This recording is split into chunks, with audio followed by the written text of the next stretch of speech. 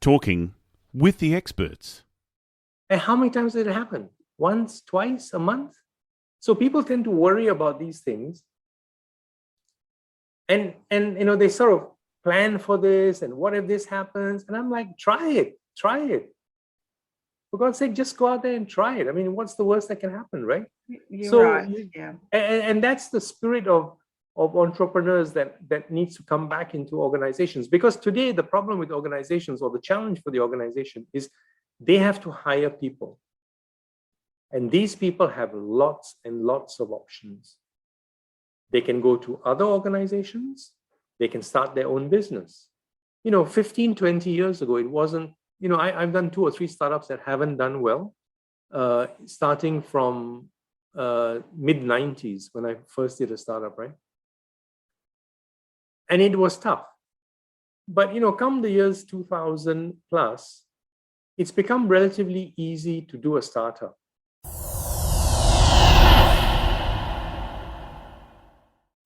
Talking with the experts. Hello and welcome to Talking with the Experts. And Talking with the Experts is about all things business by business owners for business owners. My name is Rose Davidson from rosedavidson.com. And today my guest is Anwar Jumabhoy.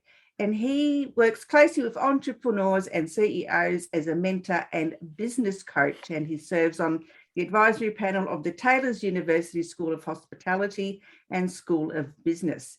He has been a mentor at the Malaysian Global Innovation and Creative Centre for the Southeast Accelerator Program, Malaysia's first social enterprise accelerator designed to improve lives and build a sustainable world. Good afternoon, Anwar. How are you today? I'm well, Rose. Thank you for having me on your show. Oh, and thank you. It is afternoon for both of us, I think. I think it is, yes. Now with virtual, one is a little bit reluctant to use the word good morning or good afternoon because you really don't know whether that's the case for the viewer. So tell me a little bit about what you do other than working at the university. So I work with entrepreneurs and executives to try and, in a way, get them a little unstuck, right? So people seem to understand the word intrapreneur, and people tend to understand that they need to do some things differently, but they are always a little afraid to move away from process. And so the work I do is really to encourage them to think about problems and to think about solutions and to think about objectives the way entrepreneurs think about them.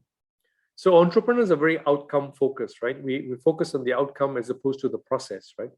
Whereas companies, as they grow, they get so embedded into process that they're so afraid to let go of the process because they don't know, right? I mean, they're doing their little job and the next person is doing their little job. And a lot of companies just run out of what's the job they're supposed to do. So these are these are difficult questions, and all businesses need to ask them, right? Because all businesses need to understand their purpose and find it. Yes, I agree. I think that a lot of people. I know when I used to contract to different organisations, and as an outsider, I could see that some of their processes were either outdated or too lengthy. And, and of course, I could always find better ways of doing it. But, as an outsider, they didn't like someone coming in and making comment on that. So I guess as an outsider in coming into a business, how does one work around that so that they can work within the process that's already there and try not to, rock the boat, as it were? I think you have to first start by giving assurance, right? So I don't do consulting. I don't do, basically what I tell organizations is this is the problem, this is the path to the solution. And you need to walk that path with the people that you have, right? Consultants come and go, as I say, entrepreneurship has been there before consultants, before business schools, before business professionals, before business models. I mean, they've been there from the beginning, right? So, but people are, of course, feeling insecure. when you come in and you want to change something, or you're inside and you want to change something, people need that assurance, right? People need that assurance that, hey, how is it going to impact me? Does it impact my job? Does it impact my self-worth? And so these are the issues that you need to start with. So companies that make this transition, and companies that embrace entrepreneurial behaviors, and large companies do too, right? So you have the Chinese companies hire, you have FMCG companies like Reckitt Benckiser, etc. They absorb entrepreneurial behaviors, but they start with one premise: everybody is important to us, and we're not going to let anybody go. You really have to start with that. If people feel that their job is threatened, they're going to find all sorts of reasons why it shouldn't change. That's an interesting concept. It's there is resistance a lot of times to change within organisations, and sometimes it's not from the people that have been there the longest either. Sometimes it's the ones that have been the newest that don't like the change within an organisation, because, as you say, they feel threatened that their position is going to be taken away, or they're going to be made redundant, or whatever the case may be. So change within organisation is very good if it's done correctly and handled in the right way. Yeah, so it's not a question of tenure in an organization, right? So you need to find, and what the pandemic has done is it's made things better in one way, because companies have had to find new ways of working. And the things that companies said that they couldn't do, and they've been saying for years that they couldn't do, suddenly they're doing, right? So you have this bizarre thing. And like working from home, right? You get all the background sounds, the doorbell, the local mosque, etc. But companies have adopted this way of working, which they said was not possible. But at the same time, it's also exposed a bunch of people who find that they don't have very much to do. And they're asking themselves, and companies are asking themselves, do we need these people? And so these are two sides of what has been a forced change. Right? And companies need to reconcile this. Okay, maybe you don't need them and they feel unneeded, but what do you want to do? You have to address this issue, right? Are you're going to keep them, retrain them, reskill them? I mean, I was talking to one company recently, and they are trying to upskill their people so that these people can leave and go and get a job outside the organization. And I told the HR manager, this makes no sense whatsoever. This is a person they know your company. You're giving them a new skill and asking them to go and compete with people outside who have had this skill building for a number of years now. They can't compete, right? So if you really are interested in these people, don't talk about reskilling them for the outside world. Think about reskilling them for your company. It makes more sense. I would have thought, it was, I don't know, silliness to reskill your current staff to be able to work outside your organization. What a waste of money. What a waste of time. Well, this is the soft way of having to let go people, right? So companies feel guilty. It's like saying, I'm going to give you a wok and a ladle and teach you how to fry, and then please go and get a job somewhere else. Yeah, Steve, you are right. I know here when the Holden car manufacturing company closed down a few years ago, and they did the same. They reskilled the staff because obviously they could only do car repairs. But where were they going to get jobs outside of the organisation when, manufacturing cars was all that they knew, and they Correct. Perhaps weren't suited to be retrained in anything else. So consequently, a lot of them are still unemployed because yes. they just don't fit anywhere. It's like putting a square peg in a round hole, really. It's just it's just that the industry has changed, and there's a mismatch of skills. Now, on a positive note, in Malaysia, and you've probably seen it in Australia as well, with people staying at home, they have looked for other things to do and they've been able to match their skill with their passion and find a living. And that's very entrepreneurial, right? You cannot find a business or run a business if you don't have a skill. So they're passionate. They had an underlying skill, which they've now put into use, and they've created a business. So there are loads and loads of now home baking, home food delivery, local preservatives. Loads and loads of businesses have suddenly cropped up because people say, hey, I like doing this and it seems I can make a living. I run my own time and I don't have to worry about somebody letting me go. So, the whole package is much more attractive than working for somebody else. And that's the challenge when I talk about how work is going to change and how learning is going to change. So there are two things that come out of it. One is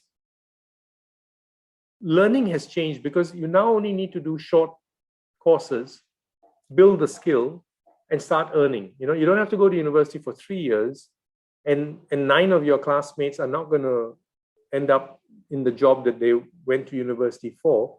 Only 1 out of 10 actually does that. So you delay your earning for 3 years. That's crazy. And I think university system is broken, right? So what's happening now is people are going to do short courses in the skill areas that they're interested in, the passion that they're interested. So they're going to adopt a model which I call learn, do, earn. Learn, do, earn. And I think you've probably seen it in your career as well, right? You develop a skill, you do, and you make money from it. Well, why do you want to go to university and wait?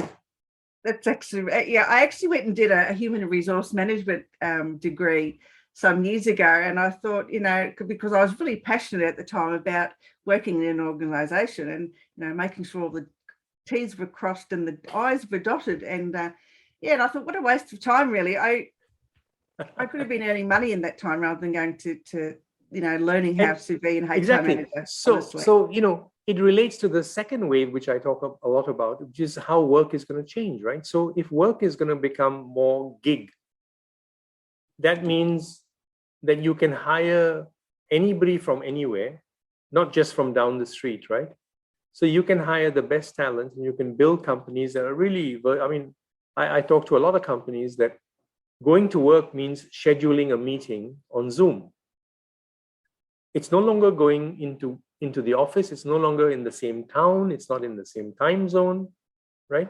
So distributed working has become the norm, right? What have HR managers done to reskill themselves to hire distributed workers? What have HR managers done to reskill themselves to hire people based on skills and not degrees? So far, sorry? I don't think they've done a great deal. I think they've just been continuing on the way they've been doing this forever. This is the change that I speak of. So learning, working, and earning is all going to change. And there are huge implications, right? If you take working, for example, if you don't have to hire people down the road, whose responsibility is it to provide employment? Where is taxation going to come from? So what is going to happen to the people who are not motivated? Those are the ones that will go to university, because the motivated ones will only learn and earn, and the unmotivated ones will be the ones going to university. But who's responsible? Where is taxation going to come from, right? So there are huge implications. Why would you want to go to a university that's ranked, 200, when you can do short courses from universities that are ranked number 1, 2, and 3? Universities are constrained by their physical limitation. If they don't have a physical limitation anymore, you can go anywhere. You can do a short course here and then do another course there, another course there, etc. And I work with a company now that's doing mobile learning for the logistics industry. So I'm helping them out. And their training, they have 100 modules. It's all on a mobile app. From onboarding to safety to pick and pack to warehouse management to conflict management, everything is built on an app. Every module is 10 or 12 minutes video animation, answer some questions, and play the game. So if I'm going to learn that way, it means that I can teach people about my organization. I can teach them the skills at very low cost before even they start work. So, these are all changes that are happening, and in a way, it's good, and say, like everything else, there are going to be some winners and there are going to be some losers. Yeah, I don't know that necessarily that type of education though is quite good. I think it's fraught with a little bit of danger because people can cheat through it if they don't actually sit there, or they just play the video but they don't really absorb the information, but they fluke it through the test at the end. What have they learned? Nothing. But you see, Rose, this is yesterday's thinking. You worry about the 2 or 3%, right? Yeah, and we have that tendency to think about, what about the guys? Well, they'll be found out when they start work. That's very true. So there's no, many years ago, I ran a fast food business, and we had an issue with quality assurance, right? So it was a burger chain, and so I told the staff that whenever a customer complains about the burger, I want it to be refunded. No questions, no exceptions, right? And then, the store managers, because they're worried about costs, etc., they say, sir, what happens if somebody has eaten, half the burger? I say, I don't care whether they've eaten 9 out of 10 parts of the burger. Even if there's only one piece left, give them the refund. And how many times did it happen? Once, twice, a month? So people tend to worry about these things. And they sort of plan for this, and what if this happens? And I'm like, try it. For God's sake, just go out there and try it. I mean, what's the worst that can happen, right? You're right. Yeah. And that's the spirit of entrepreneurs that needs to come back into organizations. Because today, the problem with organizations, or the challenge for the organization, is they have to hire people. And these people have lots and lots of options. They can go to other organizations. They can start their own business. 15, 20 years ago, it wasn't, I've done 2 or 3 startups that haven't done well, starting from mid-90s when I first did a startup, right? And it was tough. But, come the years 2000 plus, it's become relatively easy to do a startup. It's become relatively easy to raise money. And so if you are an employer employing lots of people, you want to hire the best talent. Today, this talent has lots of alternatives. They don't have to come to you. So if you don't get your act together in terms of why do you exist, how are you going to respect people? You're not going to be able to hire people. No, and I think that is I think in the material world, I suppose that's an issue. Like being online, I don't know. I prefer to work online heaps. Rather than go and walk into an office. I feel much more comfortable where I can sit at my own desk, be comfortable in my jammies if I want to, or whatever, and still do the work. And if I was working for an employer, I'd still probably prefer to work from home. And I think for those reasons, I don't have to get dressed up to do anything. I can still do my job sitting at home. And yes. I think a lot of more employers have to embrace the fact that since the pandemic, people are more comfortable from working from home, and don't become a micromanager just because you can't see them every second of the day. But if they're still producing the work, yes. Then why do you need to have nanny cameras on them all the time? I think it's ridiculous. So Rose, you've hit the nail on the head, right? So employers have been used to paying people for hours. So they're happy to pay you as long as they can see you for that number of hours, right? They're now struggling with, what is it that Rose actually does? What's the value of Rose's output to the organization? A lot of companies can't figure this out. If they can't figure this out, they can't come to Rose and say, Rose, work any way you want.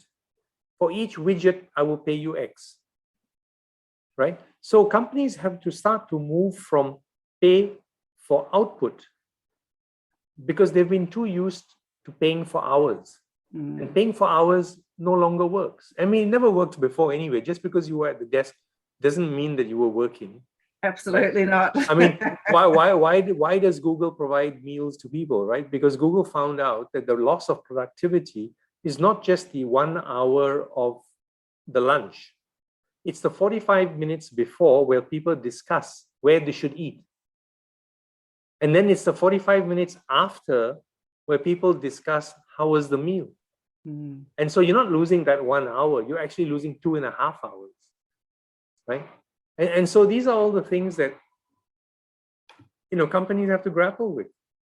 Yes, and there are a lot of, unfortunately, there's just not a lot of future-minded business leaders out there. They're stuck in a past mentality rather than a future mentality about how life can look if that your business, your office staff aren't sitting in front of you every single day. Yep. And some people, they feel good, right? You walk into a room, everybody's sitting down, and nobody knows what they're doing, but everybody's sitting down and seems to be busy. But it is a struggle, right? So maybe I have an advantage because I worked for a budget hotel for a number of years, and we were very highly skilled in outsourcing. So we outsourced everything. So we have 100-room, 200-room hotels that are run by 12 and 15 people because we only provide front desk, right? So we remove the whole purchasing function, we remove the whole recruitment, we remove the whole receiving, we remove laundry, we remove housekeeping.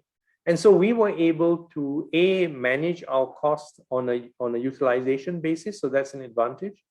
But the other thing is that we were able to give flexibility, and we began to understand clearly what each function was worth. And down to, when you have a booking system, you're paying per booking. When you buy a lock you're paying based on the number of locks you install. So we had much more a mindset of flexible working, and we were very much aware of what is the cost of the output. And so for us, it was easier. Companies Sorry, I'm just about to sneeze. So. Yeah, I know. I saw that. I saw a sneeze coming. So, but that's fine. The good thing is we don't have to worry about masks because we're not in the same room. Absolutely. You can sneeze and cough as much as you want. The thing I noticed last year during the pandemic is that nobody sneezed or coughed in a supermarket anymore. No, they don't, do they? Because everybody would turn around and look at you, right? So suddenly there's no coughs and no sneezes in the supermarket. Everybody's, suppressing it. Absolutely. You've brought forward some very valid points about employee-employer relationships. Honestly, it's really, I think a lot more businesses have to embrace, those sorts of ideas where, work on output rather than hours, because as you quite rightly said, you could be at work for 8 hours, but how many of those hours were you actually productive, and did you actually do something for the company? I've worked for government organisations, and they're probably the most guilty ones that, people turn up for that 8 hours and probably only produce 2 hours a day of work. So the rest of the time they're around coughing or doing whatever. So. But it's also, as I've given some talks to people, to organizations who have had to embrace work from home, what I've said to them is there are 2 or 3 misconceptions about working from the office. One is that your 8 hours is an 8-hour productive time. That's bullshit. So put that aside. Absolutely. Right? So don't expect somebody to sit at home and have that 8 hours productive time, because he wasn't 8 hours or she wasn't 8 hours productive in the office anyway, right? So focus on tasks, and treat it like working from home. Treat it like kids doing homework. They'll work in spurts, but they'll get it done. Yeah. I've worked for a few bosses like that, and it's been quite. I still got paid for my hours, but they weren't very stringent on, it's got to be done. You've got to do these many tasks a day. It was like, by the end of the week, I would like this to happen. And so you had all week to do them. And, most times everyone, managed to do what they had to do by the end of the week because, there weren't unrealistic time expectations. Yeah. And, companies over a time, because, something happens, they put in a process, something else happens, they put in a process. And then these processes build and build and build and build. And they had good reasons when they started. But those reasons are not valid anymore. And somebody made the comment about air travel, right? When they introduced this thing of restriction on liquids, and then it was restriction on scissors, and then it was restriction on something else. The restrictions never go away. And soon there are going to be other restrictions and other restrictions and other restrictions, and nobody re-examines the whole thing, right? And so we tend to worry about the minority occurrence, and that clouds our judgment. And why did Google and Microsoft and so many companies do away with the probation period? Companies typically had a probation period, right? I'd hire you. In 1 month, you can leave with a day's notice. I can remove you with a day's notice, or 2 months or 3 months or whatever it is. But that system is flawed because as companies started to look at the data that they had, how many companies were actually asking people to go? The numbers were so small. And then you're burdening an organization with all the requirements to do the follow-up, to do the check-off, to do this, do that, for 3 people that you asked to go in the whole year. And you have this whole and to train someone is, it's a lot of money.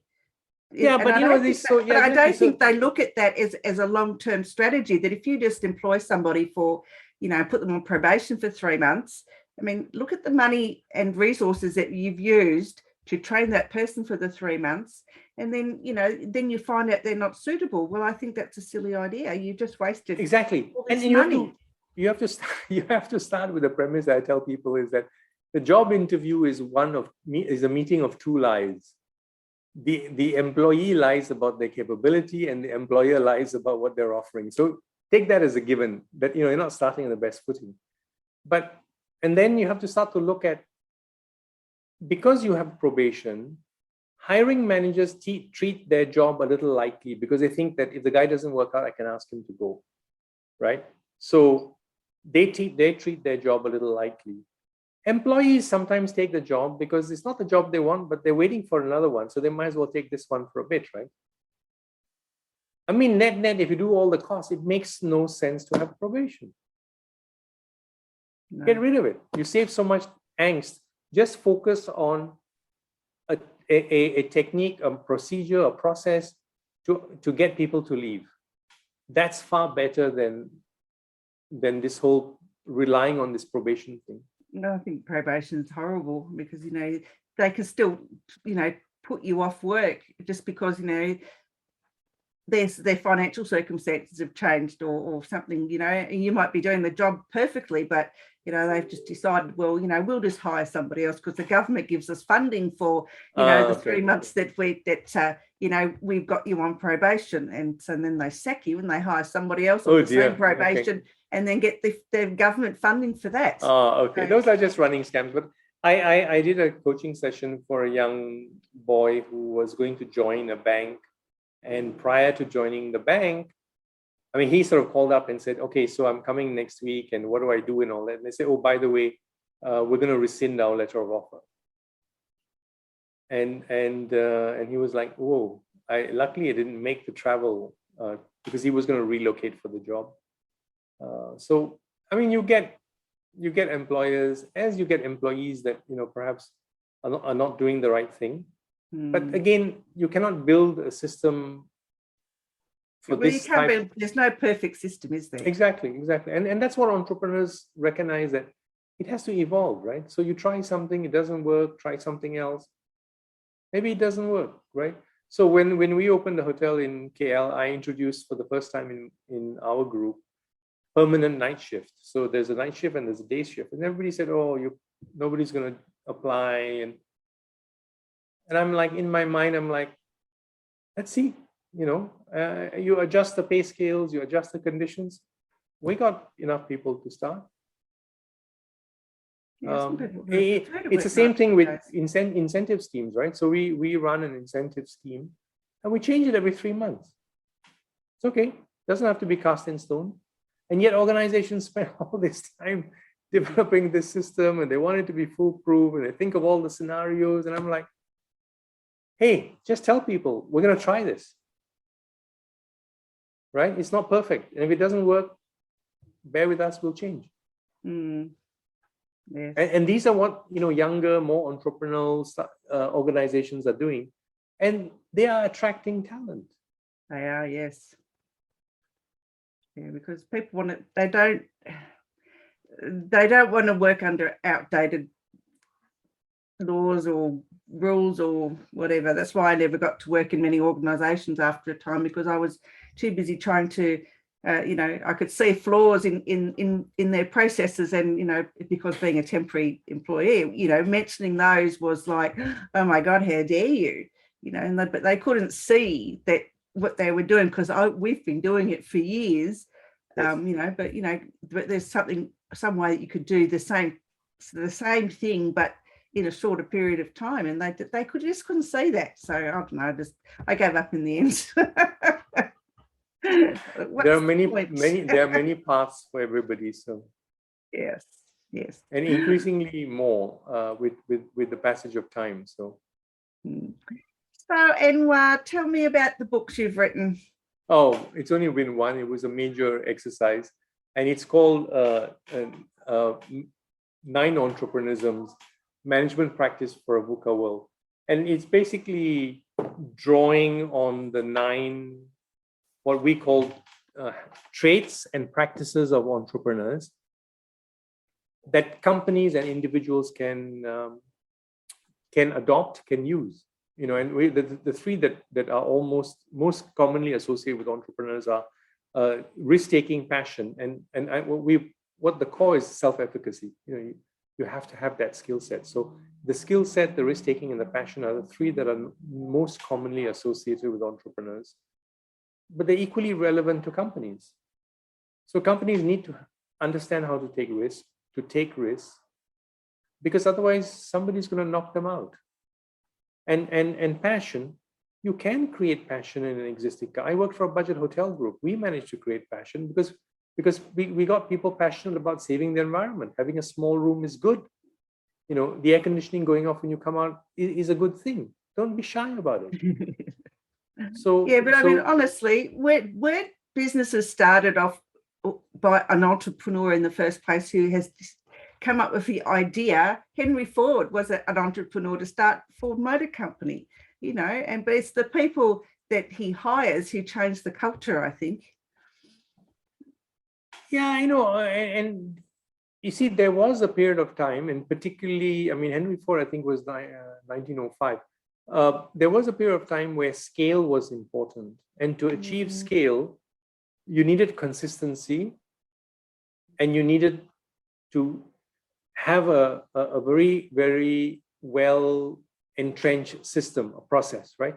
So Henry Ford's brilliance was not about creating the automobile, but about using standardized parts to build an automobile, because automobiles were custom built, right? And his genius was really standardizing the parts so that he could buy from many places and build the car. And that's why it became so cheap. All right. It wasn't the mass production of the car, because to do the mass production of the car, you needed to have availability of the parts. And he was able to organize it in a way that the parts became standardized, something that we take for granted today. But it didn't exist in the early 1900s. No, it didn't. No, and production lines were, unheard of until Henry Ford came along. So, well, it's the same in the clothing industry. If you go back to 1700s and 1800s in the UK, very few people had more than 2 changes of clothing because you had to make it yourself. It's only with the industrialization, with the steam engine, and unfortunately with a lot of sweatshops, that people went from this rural economy to a industrialized economy.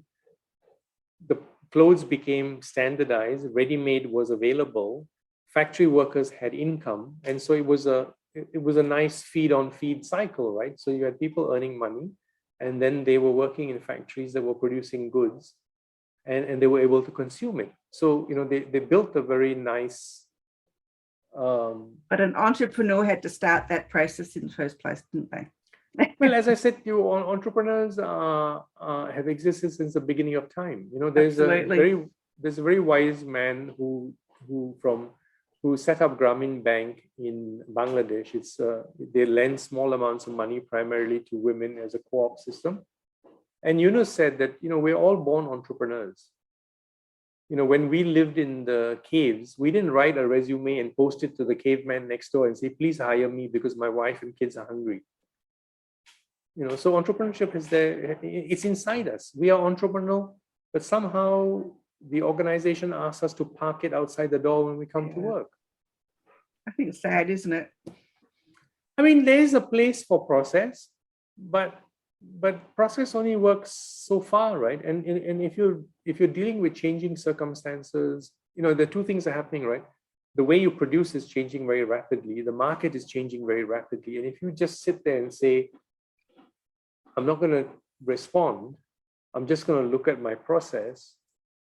I mean, that's the famous examples of, the bookshops and all the other companies, they just looked at their process and they said, we cannot predict when change will happen. So you cannot say, I'm going to pick the right time to change, because you don't know, you have no control on that. You have to be ready for change. And so we are now moving to a world where you just need to be ready. You need to be ready all the time. Absolutely. I think the pandemic has made it imperative that we are all ready for change, because we've had to change in the last 18 months, 2 years, because we've had no choice. And the businesses that have remained viable and open have seen the light, as it were, and have changed the way they actually do stuff because they've had to stay in business. And the ones that have closed, I think, I'm not saying all of them, I'm just saying that a good proportion of them have been too rigid in their processes or whatever it is that they're doing. So they haven't seen the light and know that they have to do something different. Yeah. I mean, if you look at logistics, for example, because the pandemic has restricted planes and ships, there's a whole bunch of new routes that have opened across Europe using trucks, which, people never thought of. But when faced with freight rates that were exorbitant, a lot of these guys said, I can't pay this. And other people, entrepreneurs, came up and said, well, if I route it through 6 stops instead of 2, I can bring the cost down by 80%. And they're like, oh, hell, why not? I can wait a bit longer. I'll organize myself. Yeah. But I just can't afford to pay that price, right? So the shift in the pandemic has been massive, right? I don't know whether Australia gets medical tourism, but for 2 years, nobody's been able to go to travel outside their own country. No, we haven't been able to either. Yeah, so what has that done to medical tourism? People were falling ill, people needed procedures. They didn't go to UK or Australia, etc. They got the procedures done, right? Now when the borders are open, do you think that people are going to start to go overseas again? I don't know. Right? You've had to deal with less workers because there've been less workers in the market. So you've made some changes. When workers become available, are you going to go back to that model? I don't think so. I don't know. I think things will never be the same as what they were ever. Exactly. We will never go back to that normal that we knew life then 2 years ago.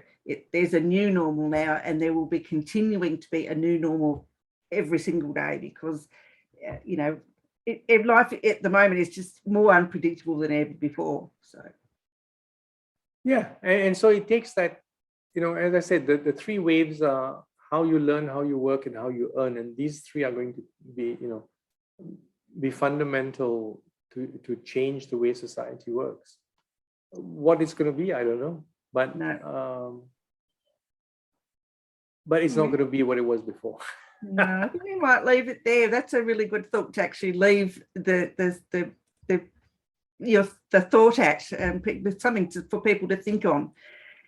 And where can people reach out to you if they want to hear you speak or or work with you? The easiest is on LinkedIn, or the QR code on the screen will give you a bunch of links to get me. But LinkedIn is probably the easiest. Happy to connect, and happy to schedule a chat with people who want to talk through some issues that they face. Perfect. All right. Well, it's been an absolute pleasure having this discussion with you. I think it's hopefully enlightened a few people out in the audience. That perhaps they shouldn't be so rigid in how they running their businesses and changing their processes a little bit to suit what's happening now in the world. Exactly. And look at, Australia is playing in the T20, Malaysia is not. But you can see how some of the commentators have said that the game of cricket has changed. It's not the same game that it was 10 years ago. No, everything's different. Even the football here is all different. So, it's... Anyway, it's been lovely to chat with you, and I will talk to you again. Bye-bye. Take care. Bye-bye.